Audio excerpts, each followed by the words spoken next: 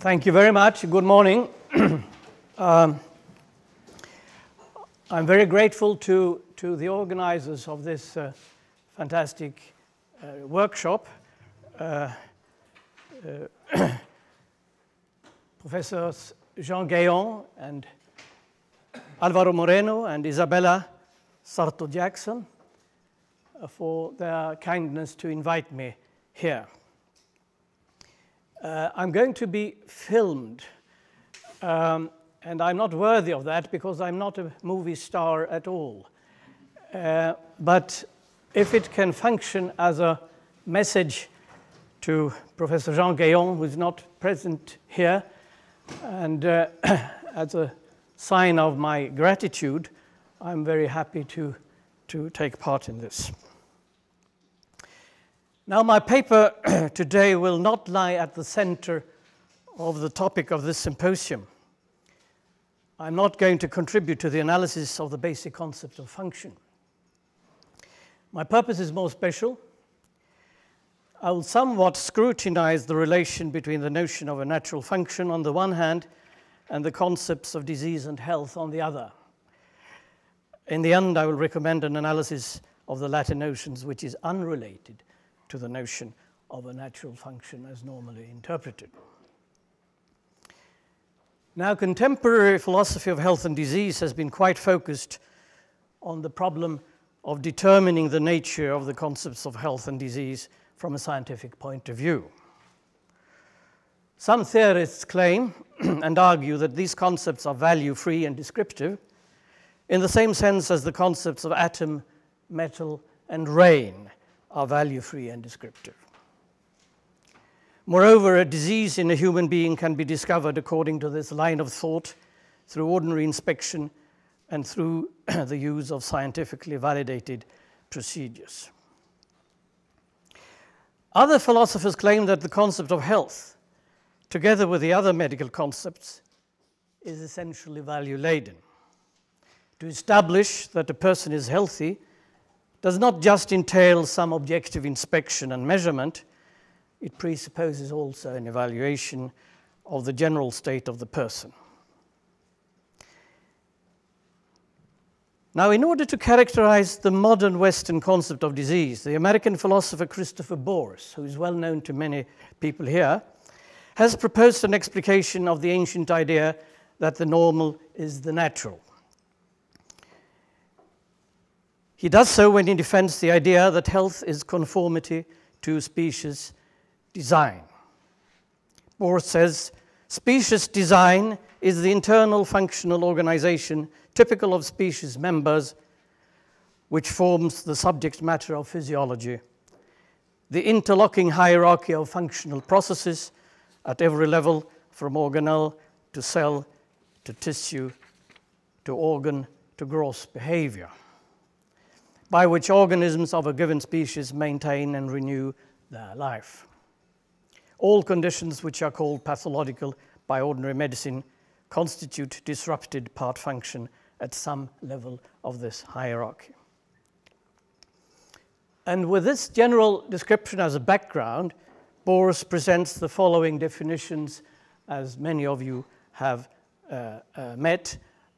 I do not have to read these out, perhaps, but I just show them here on the board. And the two following conditions, or the two following definitions, I will start commenting on. Where Boers says that a disease is a type of internal state which either is or causes an impairment of normal functional abilities below typical efficiency or a limitation of functional ability caused by environmental agents. And then laconically he says, health is the absence of disease. We can formulate an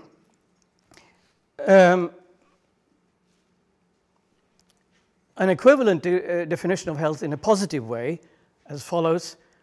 A is completely healthy if and only if all organs of A function normally, if only if they, given a statistically normal environment, make at least their statistically normal contribution to the survival of A or to the survival of the species to which A belongs. Now, Boris adds in most of his works that this is a theoretical notion of disease. It gives an analysis of pathology, he says, in contradistinction to clinical disease or illness, which requires further analysis. And Boris pursues this analysis in several of his texts. Illness or clinical disease, he claims, also involves some suffering or disability on the part of the bearer. However, a necessary precondition of illness, he says, is that there is some dysfunction in the body or mind of the person.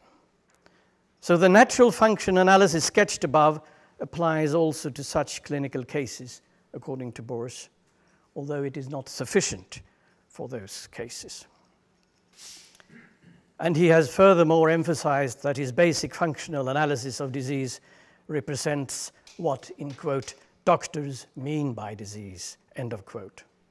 So he claims indeed that his basic analysis of disease is relevant also for clinical medicine. Now, this analysis is indeed elegant. What he offers is a philosophical explication in the Hempelian sense of the concept of disease. It also has the merits of being quite simple and clear. Moreover, it provides a concept that seems to be applicable to other living beings than human beings. However, saying this is not to say that Boris's theory is ultimately adequate or fruitful. A theory of health should be able to perform many tasks, especially tasks which have to do with the care and treatment of human illness.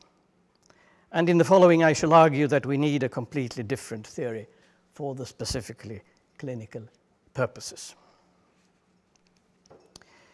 In contradistinction to Boris's analysis, I will take as my starting point the positive concept of health and not the concept of disease. Methodically, I will start not in the language of biological function, but indeed in ordinary linguistic usage. I shall ask the question, what do we normally mean when we talk about a healthy person? What are those people like that we call healthy persons? And subsequently, what do we mean when we say that a person has an illness or a disease? Some scientifically minded people would perhaps find such a procedure hopeless. Perhaps they would say, are there not as many ordinary concepts of health as there are people? How could we give a rational characterization of health, illness, and disease if we were to ask ordinary people about such matters? I think this is an exaggerated reaction. Health is indeed quite a general concept, and indeed a value-impregnated concept, a fact to which I will return, but is not hopelessly vague. Ever since antiquity, there is a conceptual core in health that has remained pretty stable over the centuries. This core contains the following two elements: well-being and ability. And just to convince us, we can have a look at the old formulation in Galen's Ars Medica from 193 after Christ. Health is a state in which we neither suffer from evil nor are prevented from the functions of daily life. Second, and most importantly, it is this ordinary notion of health which defines the aim of many human activities, and in particular the aim of health enhancement and health care.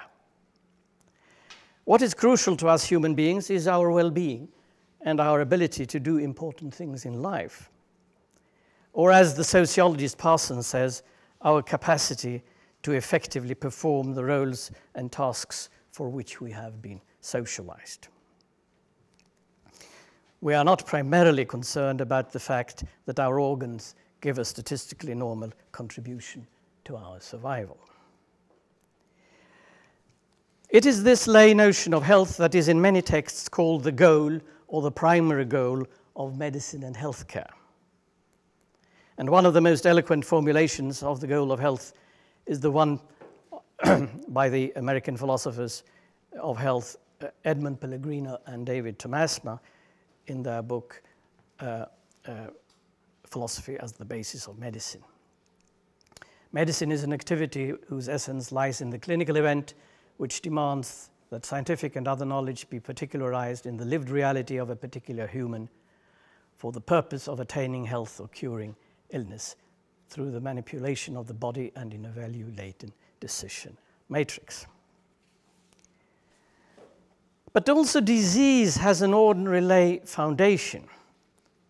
Consider the components of the word dis-ease, from the particle dis and the noun ease, where the latter refers to a state of harmony and calmness.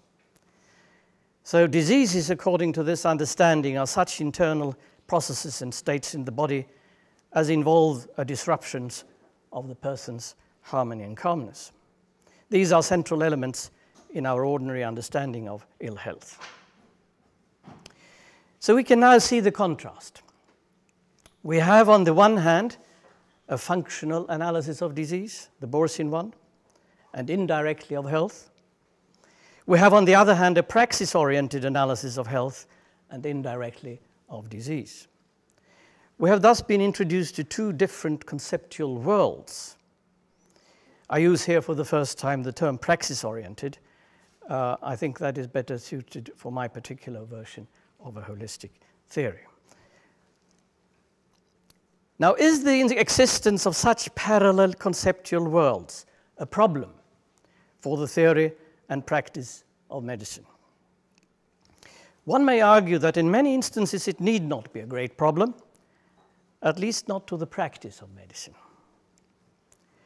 Many of the diseases which are selected by the natural function criterion would also be selected by the praxis-oriented criterion. That is, many of the disrupted natural functions in the Borsian sense will emerge as elements of or potential causes of ill health as understood in the praxis-oriented analysis. A lung cancer involves some serious disruptions of the bearer's lung functions. Simultaneously, this disease would always result in some suffering and disability. The two sets of diseases would have a considerable overlap. But clearly, there is not a total overlap. Certain bodily processes, as are considered to be diseases, according to ordinary medical manuals and textbooks, do not really reduce the probability of the bearer's survival. However, they will normally lead to some suffering or disability. A local skin disease, for instance, may be quite irritating and even disabling, but it need not involve a disrupted function in the sense that it reduces the probability of the bearer's survival. I admit, of course, that in some cases there are some causal chains to be reconstructed from a disrupted natural function often via suffering and disability, ultimately to death. A person who is seriously disabled is certainly more vulnerable to accidents and assaults, and thereby the probability of survival of this person is diminished to some extent. But from this type of case, there is a long way to saying that all diseases, as recognized in medical textbooks, involve a bodily or mental dysfunction in relation to the person's survival. The overlap is much greater, I wish to maintain, between the conventionally recognized diseases and states of suffering and disability, or at least a risk of suffering and disability. It is crucial to include the concept of risk.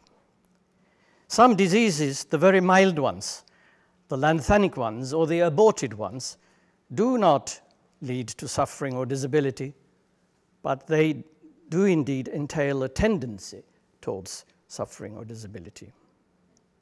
And one can ask rhetorically, why should we call a process or state of disease if it did not entail such a tendency or risk. So to conclude in a provisional way, there is not only a difference in principle between the two types of disease concepts, the functional one and the praxis-oriented one, they can also result in different practical applications. In the light of what I've just said, one might observe, and here I'm doing a parenthetical remark into the world of functions, that Boris's analysis of disease in terms of natural functions entails quite a minimal notion of disease. Boris's functions, as I have stated a couple of times, are related to the survival of the individual and in certain cases the survival of the species. But if we scrutinize the biological world in more detail, these functions constitute only a basic platform for the works of human organs or mental faculties. The organs and the mental faculties of people do much more. They also contribute to the growth, maturation, and development of their bearers. Indeed, also to their ability to perform complex actions. In fact, a more adequate characterization of our normal functions should include such items. The goals, still in the biological sense, of our bodily and mental parts are multiple. And when the relevant organs and faculties do not contribute or contribute less than optimally to any of these goals, then there is, I would say, a disease. But that was a parenthesis. Assume now that we were to agree in general on the praxis-oriented alternative. That is what I have called the lay positive notion of health. How should it be further characterized? We cannot just rely on the core concepts of suffering and disability as unanalyzed concepts. That would not make us credible in the serious clinical or, for that matter, scientific discussion of the matter. We must remember that there is a great attraction in the initial functional analysis of disease and health because of its simplicity and alleged universality. There is a lot of further conceptual work to be done. I've attempted in some of my earlier works to contribute to this further analysis. I have in particular focused on the concept of ability, which is an extremely open concept, and I've attempted to specify it for the purpose of characterizing the notion of health. I have asked the $10 million question, what should a healthy person, according to the concept of health, be able to do? And should the healthy person, A, necessarily be able to do the same things as the healthy person, B? Or is there a minimal set of acts that all healthy persons need to be able to perform? Likewise, in the endeavor that I'm envisaging, one should be able to say something about the well-being that characterizes a healthy person. One should be able to distinguish the well-being of health from the well-being of, for instance, happiness. All these questions must be asked, even if they may involve some cumbersome analysis. My standpoint here is the following. It is not at all certain that the best analysis of a concept is the simplest one. But in my presentation today, I must limit myself to making some commentaries as regards the ability concept of health in the praxis-oriented analysis. First, it may be natural to turn to the concept of need in order to specify the goal of the healthy person's actions. One might suggest that the healthy person can fulfill all his or her needs.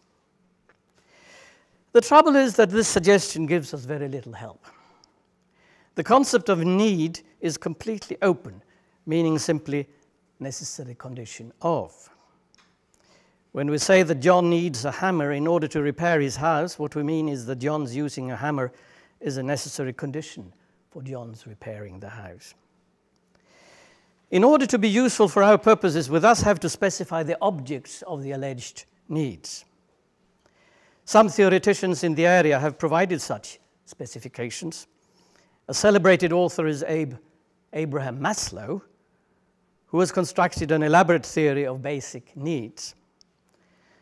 However, as I've noted in some earlier texts, Maslow's theory cannot be used for my purpose, since the concept of need with Maslow already presupposes the concept of health. An alternative to the suggestion of needs as the crucial concept in the characterization of health is the one proposed by the Finnish philosopher Ingmar Pern. He suggests that the healthy person should be able to realize the goals set by him or herself. Pern says, health is a state of the person which obtains exactly when his repertoire is adequate relative to his profile of goals. The person who is healthy in this sense carries with him the intrapersonal resources that are sufficient for what his goals require of him. This proposal is, of course, much clearer than the general need analysis of health. However, there are some well-known counterintuitive conclusions of Pern's proposal. I shall here just indicate those problems. A person who has very low ambitions and who has set very few and unpretentious goals will almost automatically come out as very healthy.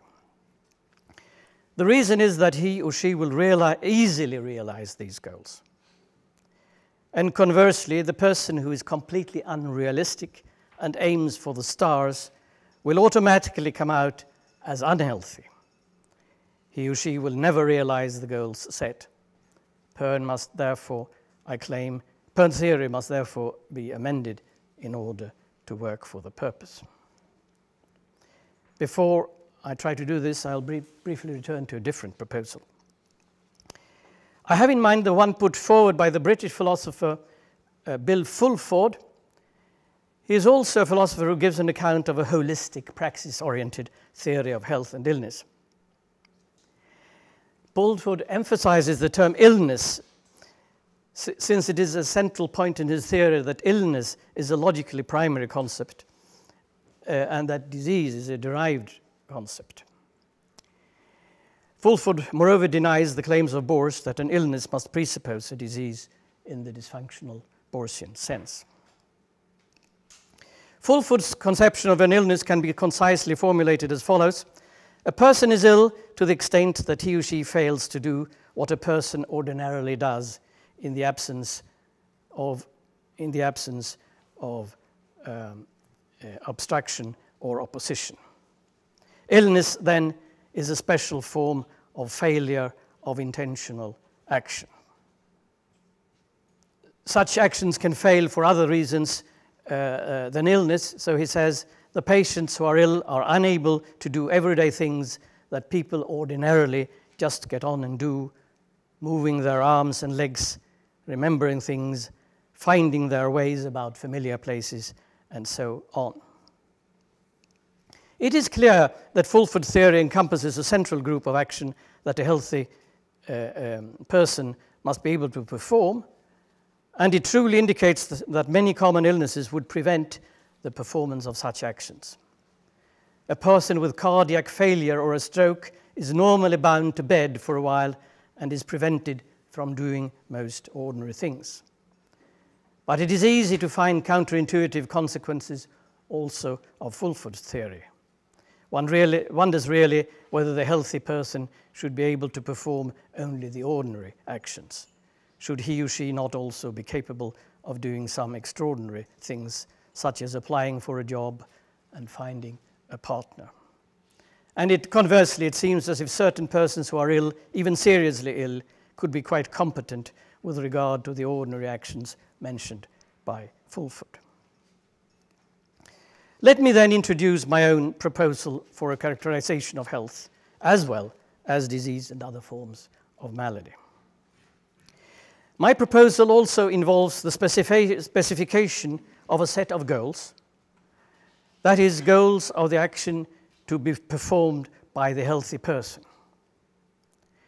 However, a goal in my sense does not mean a goal consciously set by the agent, him or herself.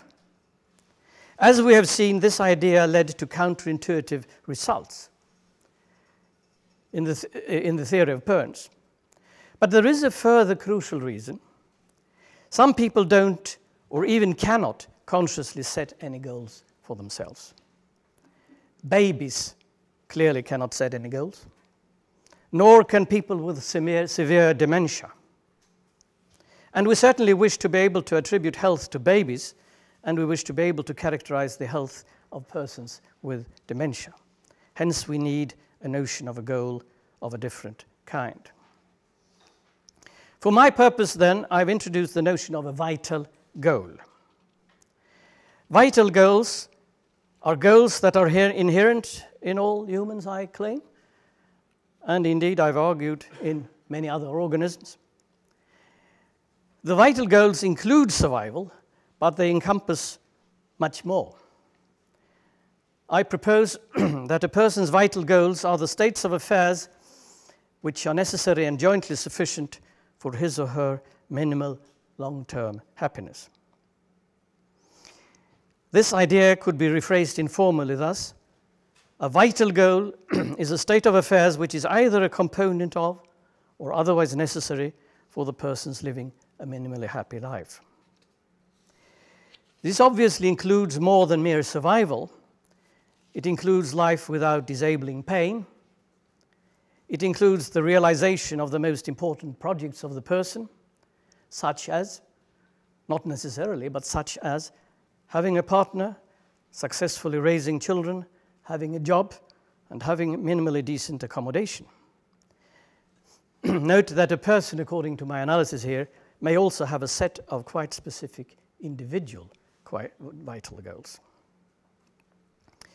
Observe now that health is not identical with minimal happiness, nor with a set of vital goals which are necessary and together sufficient for minimal happiness. A person's health is constituted, as I see it, by his or her ability to realize the vital goals in standard circumstances. The healthy person need not always attempt to realize the vital goals, or to choose my final formulation here: health or optimal health is the bodily and mental state of a person which is such that he or she has a second-order ability to realize his or her vital goals given standard or otherwise accepted circumstances. There certainly are some concepts here that are in need of further clarification. Unfortunately, I cannot do that in detail at the moment, but perhaps it can come back in discussion. So there is then a clear distinction between health and happiness in this understanding, although there is a conceptual connection between the two concepts. Before I conclude, I must add a further crucial element then. So far, I have completely focused on the concept of positive health. But what happens to diseases and other so-called maladies in my system? Malady was a term introduced by the philosophers Culver and Goethe in order to have an umbrella term for all the negative states: disease, defect, injury, impairment, etc. I propose to treat all maladies in a similar way. And the basic idea in this analysis is that a malady is a state or a process of a person's body or mind that tends to cause a reduction of the person's health in my praxis-oriented understanding of the concept of health. To put it a bit more formally, A has a malady if and only if A has at least one organ or mental faculty which is involved in such a state or process as tends to reduce the health of A. And the phrase "tends to reduce" is selected because not all diseases, as I've noticed, actually compromise health in the holistic sense. Some maladies are aborted, or they are latent, or are so trivial that they are never recognized by their bearer. We can then note that the concept of disease in my praxis-oriented system is quite different from the concept of disease as conceived in the natural function analysis. So I shall conclude by summarizing the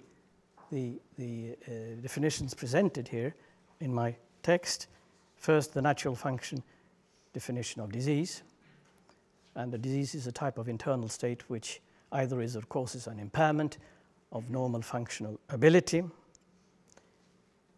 And the natural function of health, A is completely healthy if and only if all organs of A function with normal efficiency. I'm making rather some abbreviations here, as you notice.